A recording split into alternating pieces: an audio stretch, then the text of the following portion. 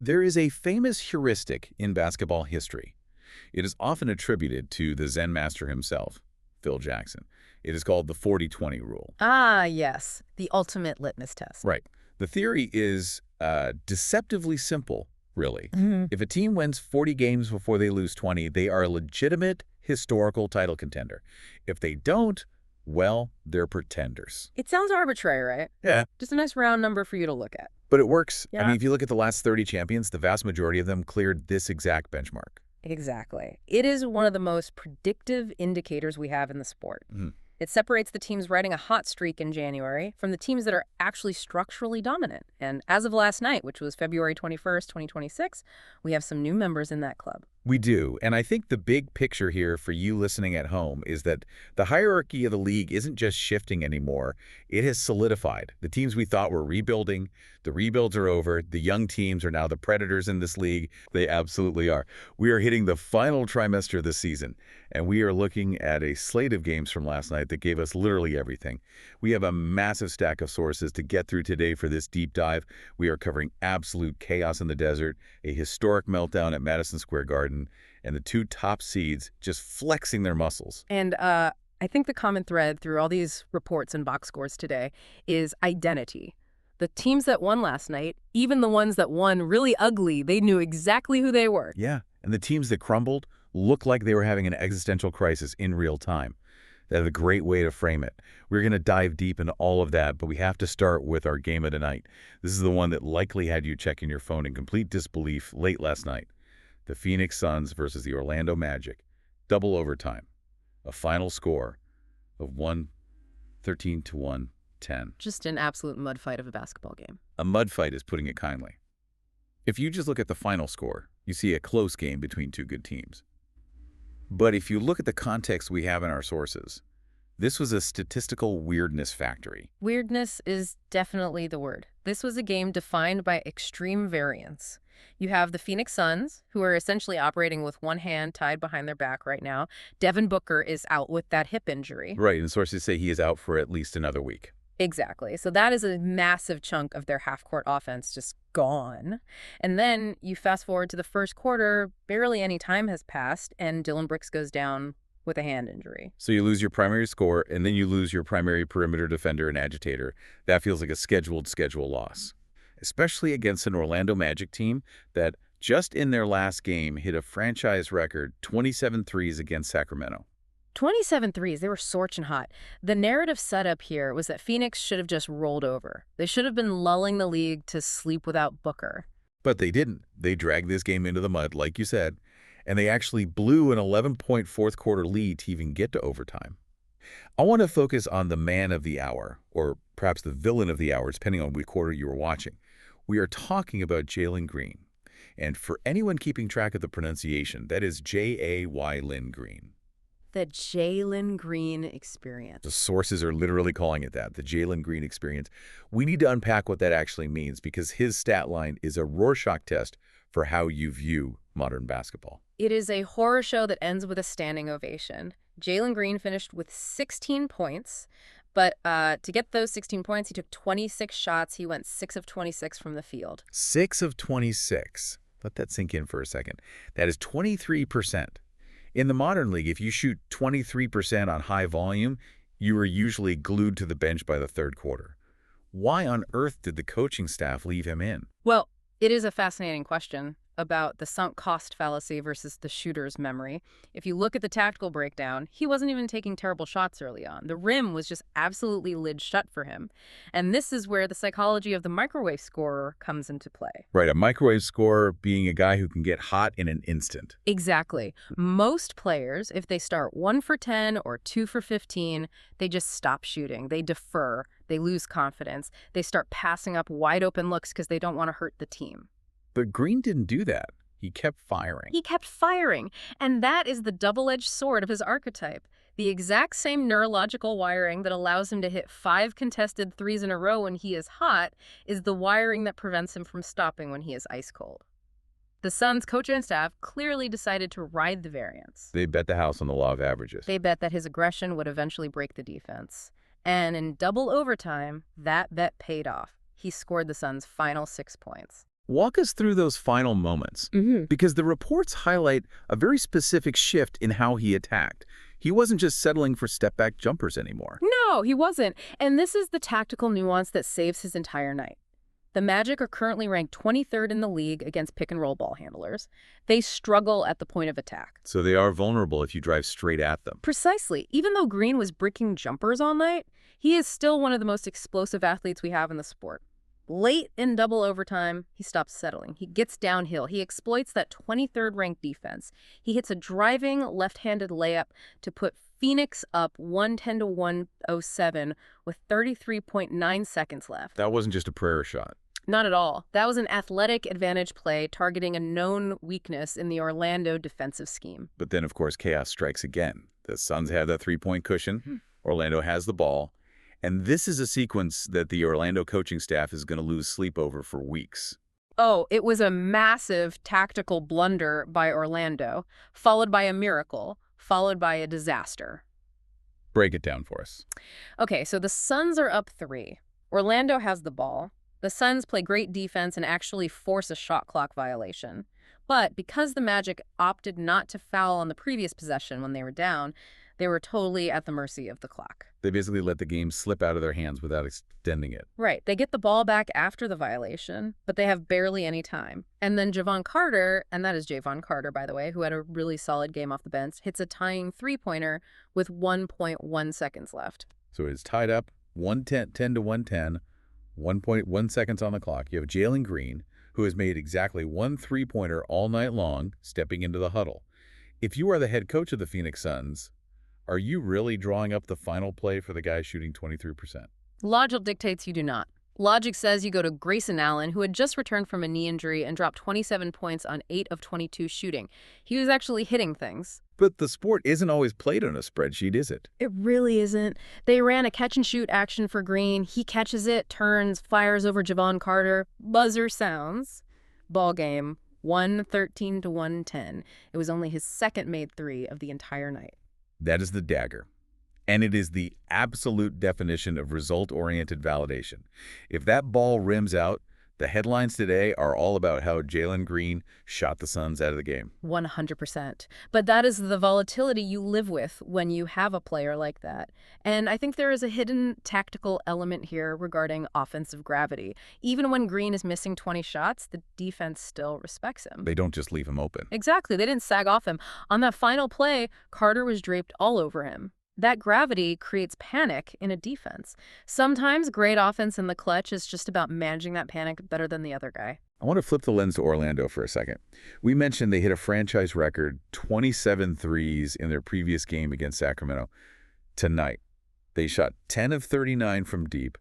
That is a massive, massive swing. Is this just what the analytics folks call regression to the mean? It is the textbook definition of it. In probability, if you have an extreme outlier event, like hitting 27 threes, the next event is highly likely to be much closer to the average. Or even swing the other way to balance it out. Orlando lived by the 3 against Sacramento, and they died by it in Phoenix. But it wasn't just bad luck. Our sources indicate there was a specific personnel issue that swung this game. Yeah, it was about Desmond Bane. He was the only consistent source of offense for Orlando all night. He had 34 points, shot a highly efficient 66.7% from the field. He was elite. But he couldn't finish the game. Right, he fouled out in the first overtime, and I would argue that was the major turning point. When he left the floor, Orlando was left without a closer. Their offense just fell off a cliff. They lost their safety valve. What about Paolo Banchero? And that is PRW Low Bancario. Oh, just to make sure we have that right. He had a monster statistical line. He did. 26 points, 14 rebounds, 8 assists. A brilliant individual performance. But he couldn't close the game without Bane's spacing. The Suns could just collapse the paint on Paolo, and he couldn't do it alone. It was individual brilliance versus team failure. It brings up an interesting question for you listening. If you lose one shooter and your entire offense collapses in overtime, are you actually a contender? But let us stay on Phoenix for a moment to wrap up this segment. This win keeps them afloat. My challenge to you is this. Does an ugly mud fight win like this actually prove anything about their playoff viability? Or did they just get lucky and survive a terrible shooting night? I firmly believe it proves depth and resilience. And resilience is a crucial playoff skill. Look, in the playoffs, the game slows down. The whistles get swallowed by the referees. It becomes a mud fight every night. You aren't going to shoot 50% every night in May. You really aren't. The fact that Phoenix, without Booker, without Brooks, could grind out a win defensively, holding a potent Orlando team to 110 in double overtime, that matters. Grayson Allen stepping up with 27 points shows they have the depth to survive. The Suns found a way to win a mud fight without their best player. That is playoff resilience. So it is grit over efficiency. That is a statement in itself. And speaking of statements, we need to move to segment 2. We call this statement performances. Because if Phoenix was a study in chaos, our next two teams are a study in sheer, terrifying dominance. Let us start in San Antonio. Oh, man. The Spurs. The San Antonio Spurs defeated the Sacramento Kings 139-122. This brings us right back to that Phil Jackson rule we started the show with. The Spurs are now 40-16. They have officially beaten the clock. They have, and it is not just the record, it is the momentum. That is 8 straight wins for them. They are just tearing through the league right now. And I think we need to look at how they are winning. The scoreline against Sacramento tells a very specific, terrifying story. 139 points is an absolute avalanche of offense. It is. And the catalyst, as always, is Victor Wembanyama.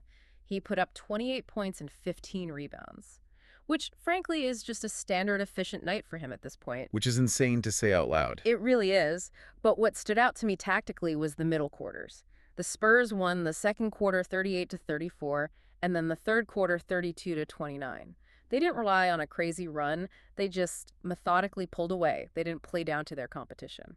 The tactical analysis in our sources talks a lot about Wembanyama's gravity. It says his gravity is opening up everything for the rest of the roster. Can you break that down for the listeners? How does one guy scoring 28 points lead to the whole team scoring 139? It is all about vertical gravity. Think about a standard NBA defense. Your main goal is to protect the rim, right? Usually that means keeping a big man anchored in the paint to deter layups. But with Wemby, his catch radius is so massive, he can catch a lob from essentially anywhere inside the three-point line. So the defense has to cling to him constantly. Exactly. He has to be tagged by 2 people at all times. They are paralyzed. If you help off Wembanyama, it is an automatic dunk. If you stay glued to him, you leave the corners wide open for everyone else. That is why the Spurs offense is humming. The Kings defense just broke under that geometric pressure. And contrast that precision, that winning streak, with the Sacramento Kings themselves. They lost their 16th straight game. They are sitting at a miserable 12-46 record. It is pure misery in Sacramento. But we will get to their despair in a bit. I want to stick on this statement theme, because while the Spurs are dominating with alien geometry and finesse, the Detroit Pistons are dominating with something much, much more primal. You were talking about the return of the bad boys. The Pistons went into Chicago and beat the Bulls 126-110. They are now 42-13. That is the best record in the Eastern Conference. Best record in the East, and they have a 6-game cushion over Boston. A 6-game cushion. That is dominance. And Jalen Duren, that is Jalen, had himself a massive night, 26 points, 13 rebounds. But there was a specific moment involving Duren that had the entire league talking this morning. Oh, the technical foul. Yes, Duren received a technical foul for literally dropping the basketball onto an opponent's face after a play. It is so objectively disrespectful. It is. But according to our sources, looking at the Pistons subreddit and the broader fan base, they are absolutely embracing this. They are eating it up. They are calling it the return of the grit, the return of the bad boys' identity. And this is where I stand on it. This isn't immaturity from a young player. This is identity building. For years, Detroit was a doormat. Teams came in, got their stats, and left without breaking a sweat. Now, they are physically bullying teams. Duren dropping the ball on a guy is him signaling, I am bigger than you, I am stronger than you, and I do not respect you. It is psychological warfare. Yes. And the score backs it up. They scored 44 points in the third quarter to blow that game completely open. When you control the paint, like Duren does, you dictate the terms of engagement. But let me play devil's advocate here, because that is my job. We are talking about regular season basketball in February. Does bully ball, does dropping balls on people's faces actually translate to winning a playoff series against Boston or Milwaukee in May? Or is that just going to get you technical fouls, suspensions, and free throws for the other team? That is a very fair counterargument, but here's my rebuttal. When you control the paint, You dictate the series. It is not just the attitude, it is the physical production. If a Detroit can just pound teams inside possession after possession, that physical toll adds up over a 7-game series. The attitude is just a byproduct of the physical dominance. So you were saying the attitude is backed up by the stat. Exactly. It isn't fake toughness. They're actually bullying you on the glass and on the scoreboard. It is a compelling argument. A show me 2-13 record definitely says you are right so far. And seeing Durant and Wemby leading the two best teams, it really feels like the era of the guard might be shifting back to the era of the big man. The paint is definitely becoming a war zone again. Which brings us perfectly to our third segment, controversies and league impact. Because while the Pistons were winning physical wars in the paint, there was a different kind of battle happening at Madison Square Garden. A battle of wits, coaching philosophies, and a historic collapse. The Knicks and the Rockets. This was unbelievable to watch. The Knicks win at 108-106. But the headline in all the papers today isn't the Knicks winning. It is the Rockets collapsing. Houston was up 18 points in the fourth quarter. 18 points in the modern NBA usually feels safe. Usually, yes. But it was a total meltdown. And we have to give major credit to Tom Thibodeau here. We joke about Thibs being stubborn with his rotations, but last night he pulled an absolute masterstroke. He implemented a full-court press in an NBA game. In the fourth quarter, you just do not see that often at this level. You almost never see it. Usually a full-court press is a desperation move with maybe 2 minutes left when you are down 10. Thibs did it early enough in the fourth to completely change the rhythm of the game, and the Rockets just fell apart. Why did they fall apart, though? You have a team with Kevin Durant, one of the greatest, most skilled scorers in the history of the sport. How does a team with KD fold against a press? It comes down to roster construction and coaching style. Ime Udoka, that is Ime Udoka, has built this Rockets team for half-court isolation. They want to walk the ball up the floor, give it to KD at the elbow, and let him work his magic. They are slow and methodical. So when the Knicks sped them up with the press. Exactly. When the Knicks started pressuring the ball handlers full court and trapping, Houston panicked. They aren't built to play fast. They turned the ball over, they took rush shots, and the MSG crowd just fed off that energy. Our sources highlight a growing sentiment online that Ime Udoka's offense is, quote, cursed. That the acquisition of Kevin Durant is actually stifling the young core. Cursed is a strong word, but the stagnation is real. Well, look at the young guys. You have Alperen Sengun, and Amen Thompson. These guys need motion. They need the ball in their hands to develop. When you acquire KD, the offense naturally becomes KD-centric. Everyone else just stands around and watches. It is the classic dilemma of trading for a veteran superstar. You raise your floor immensely because KD is incredible, but do you lower your ceiling by stunting the growth of Sengun and Thompson? When that full-court pressure hit, the lack of connectivity between the veterans and the young guys killed them. Meanwhile, on the Knicks side, there was a very different leadership story emerging from this miracle comeback. Ian Begley reported a specific moment in the huddle involving Karl-Anthony Towns. I loved this detail. Kate had a very specific message for the team. He said, "It starts defensively." And he didn't just say it, he backed it up on the floor. He really did. He took the assignment of defending Alperen Sengun, who is a massive handful in the post, and KT locked in. He led the charge on that press. That vocal defensive leadership is exactly what Knicks fans have been begging for. So the Knicks have hope, and the Rockets have major schematic questions.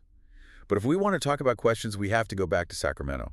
We touched on their loss to the Spurs, but we need to address the mood around this franchise. It is incredibly dark in Sacramento right now. 16th straight loss. Okay. They are 12-46. The quotes coming out of the fan base and the media are just brutal. Complete despair. I saw a social media reaction from a fan saying, quote, "I can't wait till Russ is gone." Referring to Russell Westbrook. Yes. The fans are complaining about the turnovers, the bad shots, the lack of effort. But it isn't just the fans. The media reports are noting that some of the highest paid players in NBA history are simply missing in action. Missing in action. MIA. That is a damning indictment of a roster. When you have a roster with that much payroll tied up in big contracts, and you are sitting at 12-46, I question if this is the bleakest situation in the entire NBA right now. The roster talent versus the performance is just an abysmal ratio. At least teams like Detroit and San Antonio were rebuilding with a long-term plan. The Kings look like a team that tried to contend, spent the money, and then drove straight off a cliff. It is a cautionary tale for front offices everywhere. And that brings us full circle to the viral moment of the night. The juxtaposition of the standings. You look at the top of the league today, the Pistons are 42-13, the Spurs are 40-16. We are officially in the new era. The rebuilds are done. The power balance is firmly shifted away from the old guard. It is not the Lakers, it is not the Warriors, and it certainly isn't the Kings. The Central and Southwest divisions are taking over. The future isn't coming. It has already arrived. Let us do a quick final review of the playoff picture before we get out of here. In the East, the Pistons are dominating with that 6-game cushion. Right, and in the West, the Thunder are still holding on to number 1, but the Spurs are closing in fast. It is going to be a bloodbath for that top seed. It really is. What an incredible night of basketball. Yeah. We saw everything from ugly heroics to absolute blowouts. The modern NBA, folks. You gotta love it. I do. And here's my final thought for you to mull over today. Tonight proved that in the modern NBA, you don't need to shoot 50% to be a hero. You just need the guts to take the last shot and the defense to make the other guys panic. The future isn't coming. It just dumped on the Kings. But beyond that, consider this. If defensive grit can overcome a 23% shooting night in February, what happens to these finesse-heavy isolation teams when the whistle completely disappears in the playoffs? Are we about to see the ugliest, most physical postseason in a decade? Now that is a terrifying thought for half the league. Something to think about. Thank you for joining us on this deep dive. Make sure you subscribe and rate the show. We will be back tomorrow to break down the next slate of games. This is The Orange Ball.